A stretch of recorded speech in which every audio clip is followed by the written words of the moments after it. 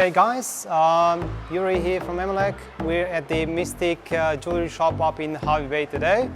We would like to show you an installation with our LED strip that's been done by Watkins Electrical. So with this job, we've managed to do the design first to check the requirements for the jewelry shops, and then we cut to lengths to suit the cabinets here, and we sold the details and delivered the strips. So we have 9.6 and 11.5 watt per meter strip. So we used 9.6 for the display cases here, and we've used 11.5 for the windows here and on the outside. So the cool white color has been used, which is appropriate color for the shops with jewelry, and we had to achieve a high level of flux, which is required. If you have any questions or inquiries about the project you're doing, feel free to give ourselves a call. We're more than happy to help.